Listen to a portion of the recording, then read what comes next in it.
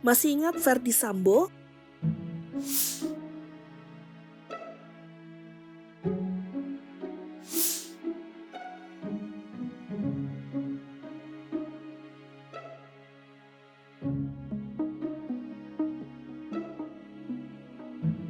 Dan ini adalah penampakan kondisi Ferdy Sambo sekarang.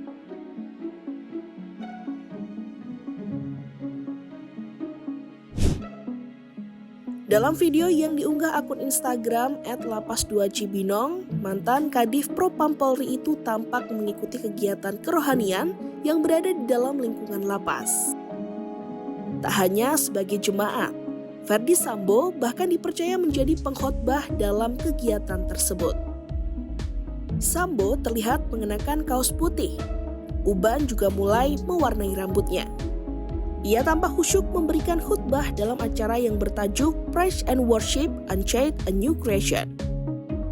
Para peserta terlihat larut dalam pujian dan renungan, serta mendapatkan penguatan rohani dari pesan yang disampaikan. Kegiatan ini disebut memberikan dampak positif terhadap kondisi psikologis dan spiritual para warga binaan.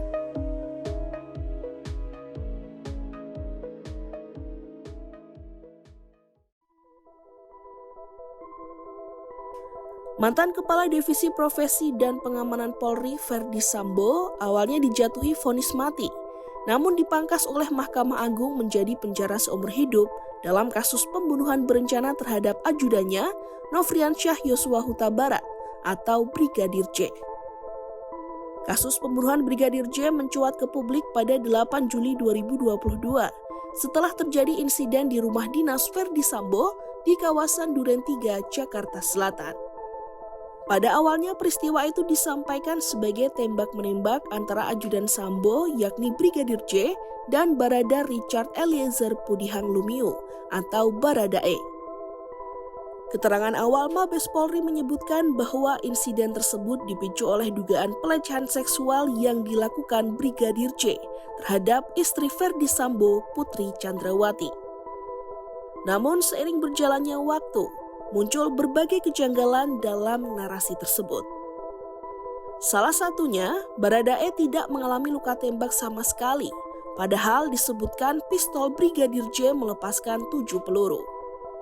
Sorotan publik yang semakin besar mendorong Kapolri Jenderal Listio Sigit Prabowo membentuk tim khusus untuk mengusut kasus ini secara menyeluruh. Tim tersebut bahkan melibatkan pihak eksternal seperti Kompolnas dan Komnas HAM. Setelah melakukan pendalaman, Mabes Polri akhirnya menetapkan 5 orang tersangka, yakni Ferdy Sambo, Baradae, Bribka Riki Rizal, Kuat Ma'ruf, dan Putri Chandrawati. Perkembangan krusial terjadi saat Baradae mengubah keterangannya. Baradae menyatakan bahwa dirinya diperintahkan langsung oleh Ferdy Sambo untuk menembak Brigadir J.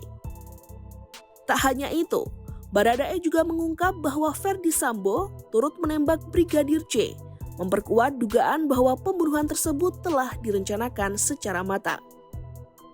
Selain pembunuhan berencana, Ferdy Sambo juga terbukti melakukan perintangan penyidikan atau obstruction of justice, mulai dari merekayasa TKP, menghilangkan barang bukti, hingga mengarahkan kesaksian sejumlah anggota Polri. Pada 17 Oktober 2022, Ferdy Sambo didakwa melanggar pasal 340 KUHP berencana, subsider pasal 338 KUHP Jungto pasal 55 dan 56 KUHP. Dalam tuntutan yang dibacakan pada 17 Januari 2023, jaksa menilai Ferdy Sambo terbukti secara sah dan meyakinkan bersalah. Jaksa menekankan bahwa perbuatan Sambo telah mencederai rasa keadilan masyarakat, merusak kepercayaan publik terhadap Polri, serta mencoreng nama institusi di mata nasional dan internasional. Majelis Hakim akhirnya menjatuhkan vonis hukuman mati dengan mempertimbangkan sejumlah hal memberatkan, termasuk posisi strategis Ferdy Sambo sebagai perwira tinggi Polri dan dampak luas dari perbuatannya.